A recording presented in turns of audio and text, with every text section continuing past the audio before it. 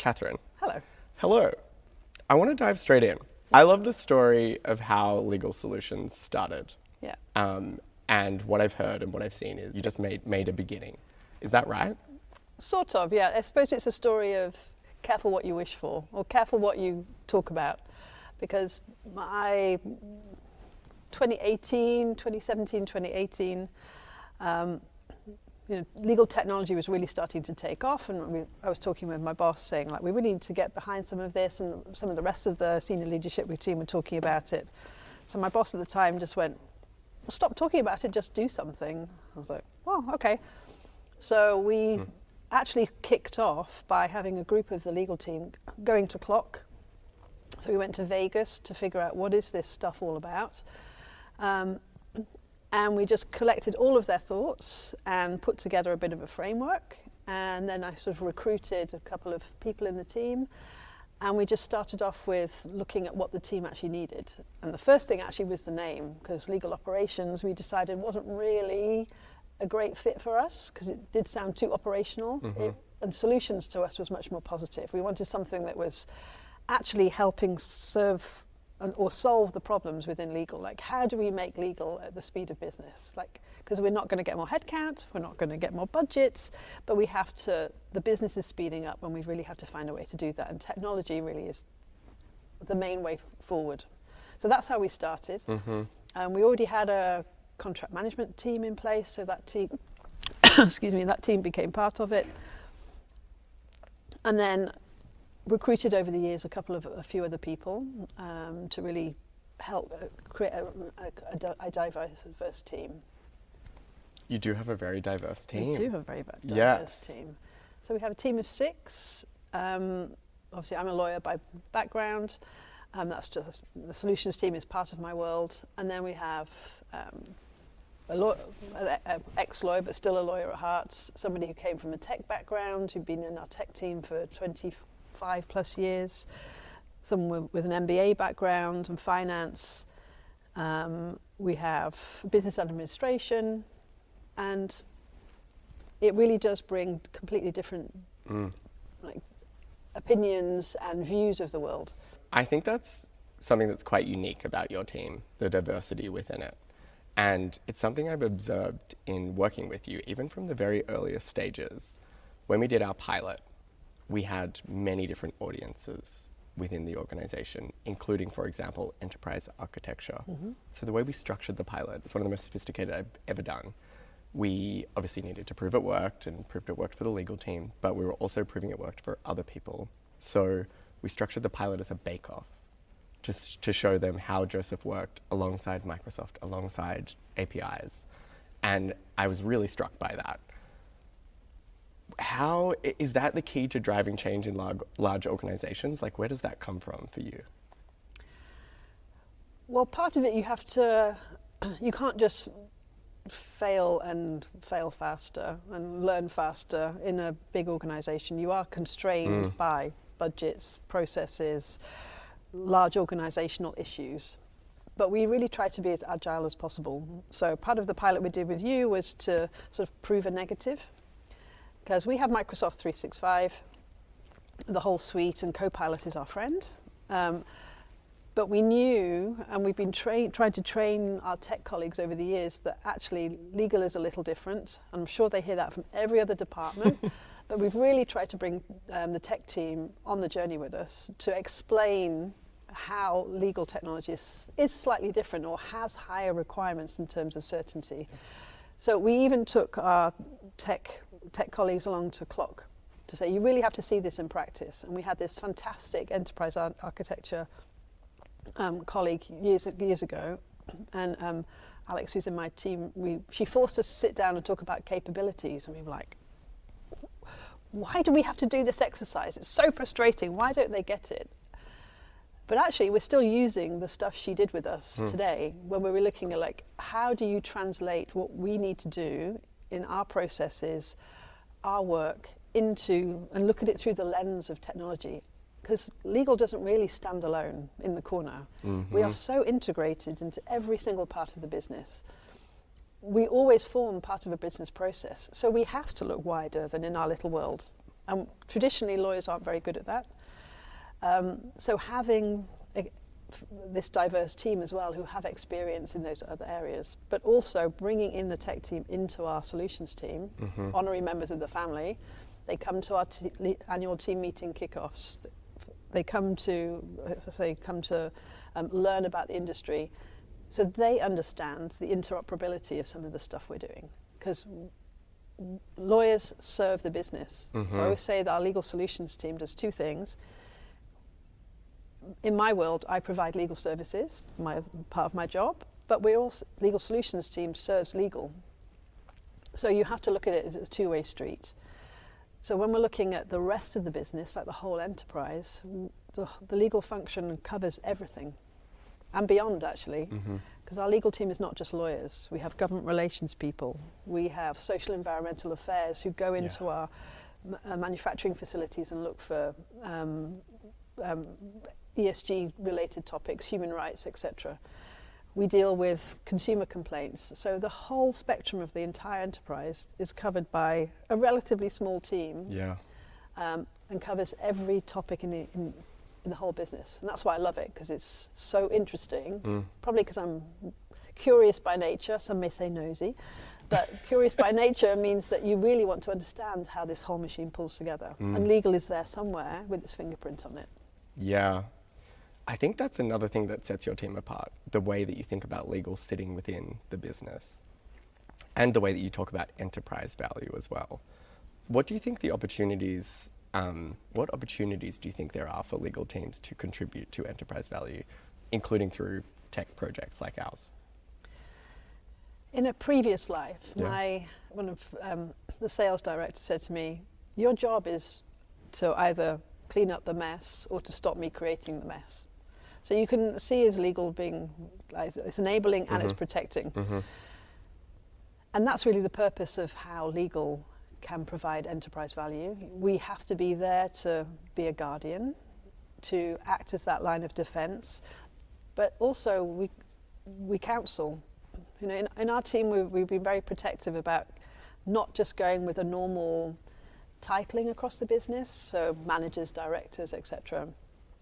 We fought really hard to keep legal counsel because it's so important to the mindset of what we do. Counselling the business, it's there in the title for a reason, because you're helping advise the business, steer it along a path that is for the better of the company. Okay, you're owned by your shareholders, the public, the brand reputation is sitting in your hands. But ultimately, we're not the decision makers. We're there to guide them along the way. And counselling is a really particular skill set that I think lawyers underestimate sometimes. Yeah, absolutely. I mean, if I think about the value, right, even in like SEA, so environmental affairs, that's so critical to who Adidas is as a company, right? Yeah, and we're very proud of that. You know, if you do things, you can do things certain ways, but if you do it the right way, it will breed longevity.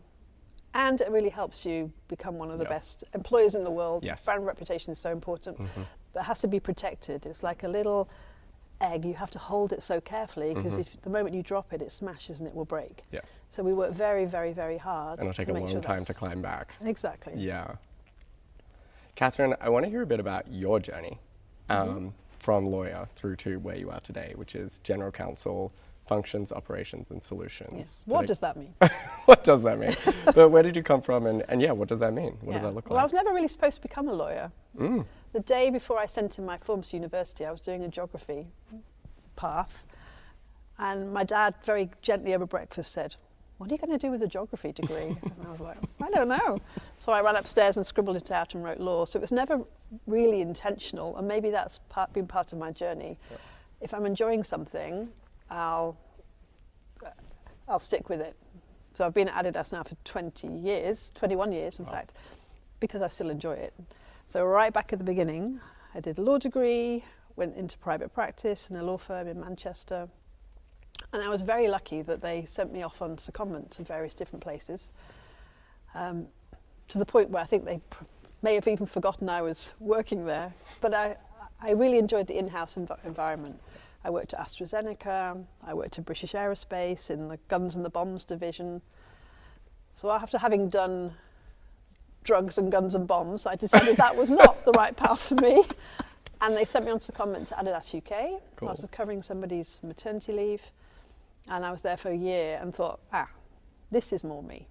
And as I was going back from secondment, a job at Umbro came up as general counsel, for which I was woefully underqualified. I was sort of 3 years qualified and they wanted general counsel, partner level. And a friend of mine just casually handed it to me, said, you should apply for that. And I was like, ooh, should I do this? Like proper imposter syndrome. Sure. And I gave it a go and they gave me the job and I learnt so much in the 5 years I was there. And then the finance director moved back to Reebok, where he'd come from. And a job came up at Reebok and he said, do you want to apply? And I was like, sure, I'd definitely like to work with you again. And did that, and then 3 weeks after I joined Reebok, Adidas bought Reebok, or merged, but it was bought it. So I spent the first 2 years integrating Reebok into Adidas, and then I moved from the UK to Amsterdam, which was where we are today, and done a variety of things within the Adidas world. Also, 16, 17 years later, unraveling Reebok when we sold it a few years ago. But everything from market teams, e-com. I supported the data privacy team for a while when we were changing teams. Everything and anything, which is again why I've been there for so long, because it's been so interesting. But now I do functions, operations, and solutions. So it's really global functions. So it's really about the whole infrastructure of the company: HR, finance, tax, treasury. Sort of how the company pulls together, legal support for those areas, and then operations is how we make and we move products, and our global trading company, and then the legal solutions part, which is how we make sure the legal team is operating as the best of its ability. And then on the side, I also help run the Amsterdam office here, which is about 1,200 people. It's our sort of third biggest location in the world. Yeah, that's huge. And you'll see it tomorrow when you come in. I'm so excited. I can't wait. It'll be fun. Okay, amazing. I want to zero in on the work that we're doing together on chatbots. Yes. So Q&A tools that answer questions automatically for the business. Tell us, what are we doing together? What's the value? What are the opportunities? What are the risks? Maybe I answer it slightly differently, say why Sure, are we please. doing that? Yeah, great, love it. Because I think, let's face it, the biggest users of Word in the whole business are only the legal team. In fact, if you do PowerPoint or Excel, that's the language people speak. Lawyers work in Word. We love producing documents, policies, frameworks, but nobody wants to read those anymore. And we have to make sure when we're giving legal advice or support, we do it in a way that is accessible to the people, to the consumer. You know, from a brand perspective, there's no point producing shoes that nobody wants to buy. So we have to provide legal advice and guide people on their journey in the way they can consume that information. And we have information coming at all different sources. I sometimes call it infobesity. We just have too much information. It's really not healthy for us. So how do you make sure you're guiding people to the right point at the right time? Because we have all the materials there, but we were spending so long just saying, oh yes, the answer is on our SharePoint. We've done this beautiful looking SharePoint, but nobody can be bothered to go in and find it. We did have shortcuts for the legal team to say, okay, here you go, here's this link, frequently asked questions. And we knew that a chatbot was sort of the way that people communicate in that natural language. There's a way that you can make people feel as though they're getting to the right place themselves. And because sometimes, and I hate to admit it, sometimes they don't want to involve legal. It seems a little scary. You're going to the headmaster's office, or you're getting in the way. And we try not to have that approach. We want to be as integrated and as business friendly as possible. But even to get through the door, it's at least that first step. So that's when we started looking at chatbots and saying there must be a way with all of these frequently asked questions we can leverage this to also save time for the team. So we started with compliance because A, we were launching our new code of conduct, It seemed like the perfect opportunity. And secondly, we get asked a lot of frequently asked questions. And the framework was there. So it seemed like the perfect place to start. We also knew if we did it, we couldn't really rely on just Copilot. This is why we did this, the bake-off. The bake-off, you described it. We needed to prove the negative. We needed to show that if we're giving answers to these questions, I don't want to see a hallucination, thank you very much. This is too delicate a topic. I want people to be able to come and have certainty in the answers. We have to, it's too risky. So we looked at all sorts of topics, and some we decided weren't appropriate, and some we decided we had to do more homework internally to make sure it worked properly. But compliance was the best place to start. Great. Great, and it's one of my favorite projects. What have you found since then? What have you seen? Well, when we what kicked it off, what surprised me, and it's actually a sort of a hidden benefit. People use the chatbot when they're asking the questions they're too embarrassed to ask a human. Yeah. And that's not a bad thing, because you look at it from our lens of saying, why would you ask that question? But it's like how people are using AI anyway. If you're going into ChatGPT, what are the main reasons people use it? Relationship advice, medical advice, what's in my fridge, what can I do with it? These are questions you don't really want to have to ask another human. You want to say, okay, just help me go that little first step. And that really helps us with the questions we never see. And it helps us with analysing our training materials good enough, what focus areas should we pick up, and generally what's in people's minds. Yeah. Because if you're going to a compliance officer to ask a question about, can I accept this Rolex watch? That's not a question that people actually ask, but maybe there's an issue we don't know about. But it seems quite obvious, of course you can't accept that to us. But to them, it gives them a confidence in our materials that they may not have had otherwise. Yeah. But yes, going into the human psyche is always fascinating. It is fascinating. Yes. And going back to the enterprise value piece, right, that gives us data and it tells us stories about what's happening in the business so that we can be more proactive, we can be better lawyers. Yeah. Yeah. And another thing, I think people also like asking questions in their own language. Yes. If you have to translate a question and it's your second language, it's not as comfortable to ask those difficult questions. You don't have to ask a completely fully formed, perfectly grammatically correct sentence. It does some of the work for you to get there. Yeah. So that's also been a very helpful step to really open the door. Yeah. It makes it much more approachable. Absolutely. And in a company of 65,000 people, I think all around the world, that's a critical part of any technology. Yeah. Yeah. Cool. You have some rules of survival that I really like. I do. That I think are relevant for Adidas, but relevant more broadly as well. Maybe just in life. Just in life. I think in like digital transformation for sure. What are they? Hard and fast rules. The first one is assume nothing. Yes. And that doesn't mean to be cynical. It actually is the opposite. It means be curious, ask questions, because if you think you know the answer, the world behind you has changed, especially in our business. You know, we're a fashion-led business. Everything changes every 6 months anyway. The company changes all the time. The context changes all the time. Do not apply your interpretation of the world onto somebody else's view of the world. So keep that open mind. And asking questions is the most important thing. So the first one is assume nothing.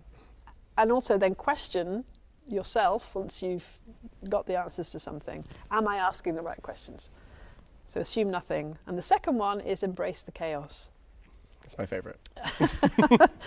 Because I want people to embrace it, because it is chaotic. It is, if you come in with a view to say, like, where is the instruction manual, which I have had before, I'm like, ooh, yeah, that's not going to work. Our job is to help write the instruction manual and to change it and to accept that things will change. So if you've got to learn to dance a little bit and be comfortable with being uncomfortable, and learning to sense when things need to dial up and dial down, that's very, very important. So when my current boss came into the business, I gave him these 2 survival rules, and he sort of looked at me like, who's this crazy lady? But then he wrote to me 3 months later and said, and then the third rule, he said, there are no exceptions to rules number 1 and number 2. So I knew at that point he was a great fit. Yeah. He fit in just fine. Very good. Very good. Yeah, I think they're great. Maybe for Adidas, maybe for more. Yeah. But particularly for tech-related topics. Whatever you think you're doing when you're implementing something, you always need to see how the user is experiencing that, because you want technology, particularly legal technology, to stick. If it's not sticky, it's not going to work. Yeah, absolutely. And observe how they're using it, like embrace the chaos, right? And change accordingly. Like building flexibility into their systems, I think, is critical. We have a great story in our team about when we implemented DocuSign, electronic signature. And obviously, this was quite a while ago when legal technology was first coming up. One of the first things we did. And of course, you have some resistors, like, how is this going to change my job? The usual journey people go on. And so very resistant in the training we did. And then a week later, we got an email in every color of the rainbow that said, DocuSign is super-duper-wow-wow. Because she basically saw the lights and went, I can see how this is going to change my life. Literally change her day-to-day job in a good way. Because all the silly running around with printing off documents and running around had completely transformed what she did. And now every time we do something, we say we are aiming for super-duper-wow-wow. Like, who is our super-duper-wow-wow person we need to find in the group and bring them along on that journey. That's our benchmark. So I want unicorns and rainbows and everything when we get to implementation, because only when you bring those people on that journey, that's when you've succeeded. Yeah. So everybody has to be comfortable with what you're implementing, and it has to be useful, because that's one thing we've also learned on our journey, is you have to take a step back and say, is this actually working anymore? Should we drop it? Why are we investing in this if it's not working? Yeah, absolutely. That, one of the other things I think your team does really well, which that speaks to, is outsourcing. And I think the way you use outsourcing is maybe different to how people might hear it when they first hear it. How do you think about outsourcing? And do you think that's changing now in the age of AI and with the pace of the market? I mean, legal teams are the original outsourcers compared to other business functions. So, like, you often find in enterprises like finance, HR don't really outsource, but legal teams have never been able to cover every topic within the in-house legal team. Yeah. So outsourcing, we have a bench of people who help provide that big pie chart of how do you provide legal services.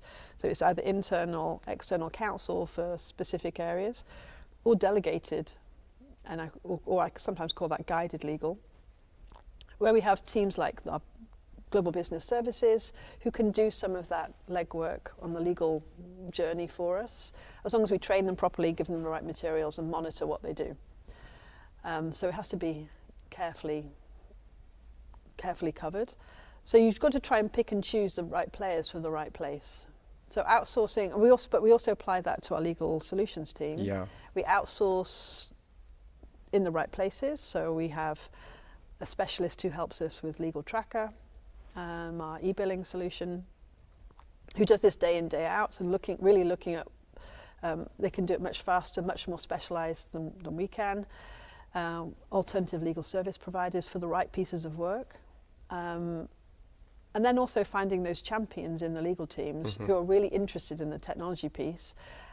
So it's not just solutions doing something, it's integrated in their team. So we buddy up with those focus people.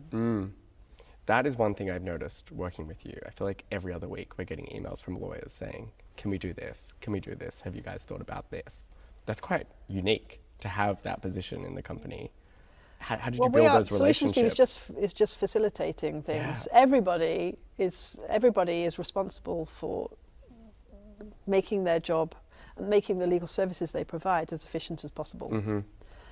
And we all struggle with making sure we can do that on a timely basis in a cost-effective way.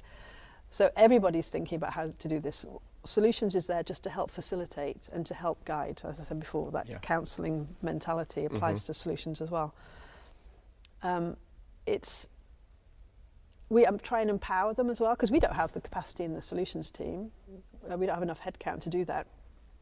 So we really try to find as many friends as possible to help drive that journey. Also, if you're trying to implement something in that area, it's much easier to bring them to get them to bring you on the journey than to force something on somebody. Yeah. I will never ever say to a team, you must do this, because it's not my place to do that.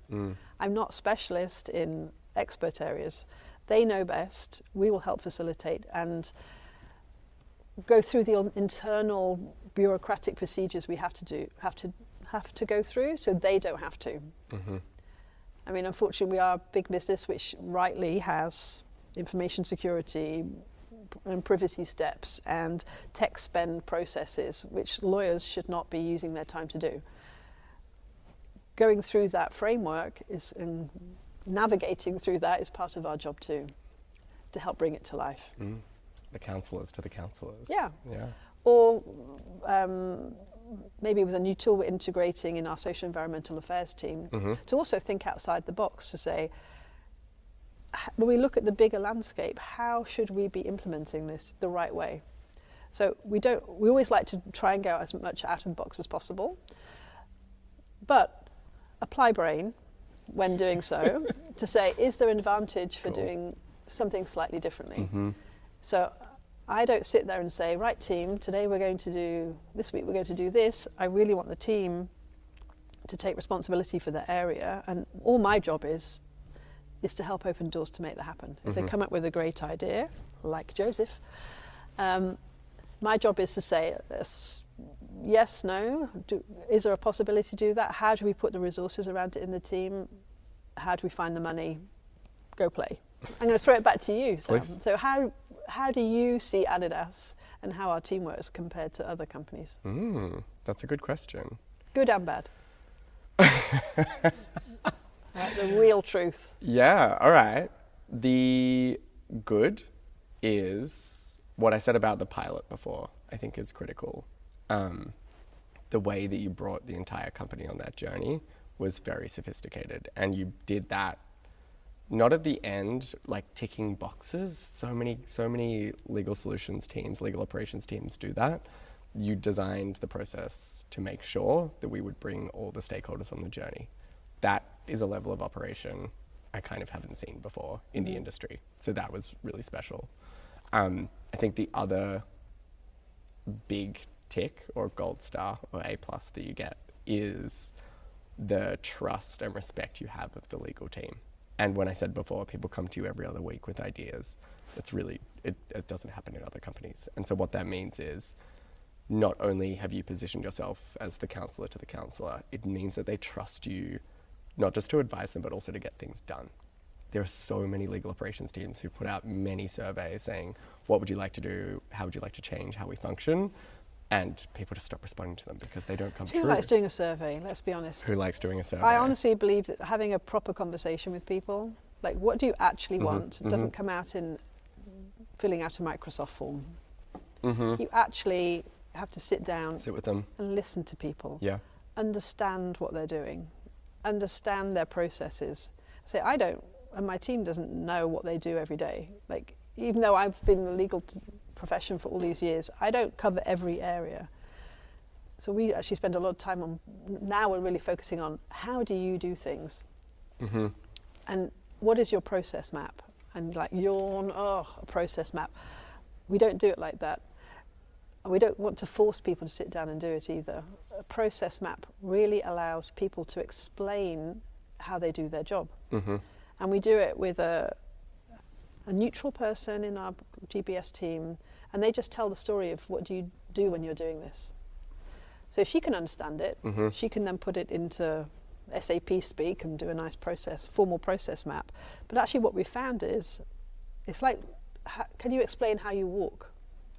Because a lot of us have been doing it for so long, we just do it in our sleep. We just can't, but you can't really explain it. So when you have to explain it to somebody else, it's given those teams a chance to reflect, to say, why are we doing that? when you see it reflected in the mirror, that's been extremely helpful. And if you then want to delegate some of those processes to other people in the business, you have to speak in the language they speak, so you have to do process maps. But getting people, it's like putting vegetables in children's food. It's like pulling teeth, yes. If you give them a piece of broccoli, they're not going to eat it, but if you hide it in a different way and making it actually a much more useful process for them, because I don't want to waste people's time, absolutely not, we're way too busy, then that's been extremely helpful to say, why are we doing this? Absolutely. Nothing makes my job easier than seeing a process map for something I'm going to solve. The other thing you do really well is change management. And we've seen this with the tools that we've launched, like really consistent, solid usage. And that is incredibly encouraging to see. And that path is not always so easy when you're launching legal tech, as you know. What is the key? How do we unlock that? Well, thank you very much. That's a very nice thing to say. But I think maybe it comes from taking lessons from the business. You know, how do we launch this shoe? We don't just put it out everywhere. We seed it. Yeah. We get influencers. We go with a very small group. We showcase where things are going right. You know, the Gucci collaboration we did, you know, it didn't appear on Harry Styles' feet without having an impact further on down the line a year later. So you want those first adopters. You want to showcase and get them to explain what it can do. And then you can say, oh, actually, I could do that. So having that continual conversation about or showcasing how it's working and the impact it makes is really important. But that's always a challenge. It's very, very time consuming. But if you want it to stick and for it to be operable in the right way, you really have to invest in the change management. Doesn't matter which tool it is, we probably still underinvest in that. And that's the interesting thing about some of the AI tools now coming.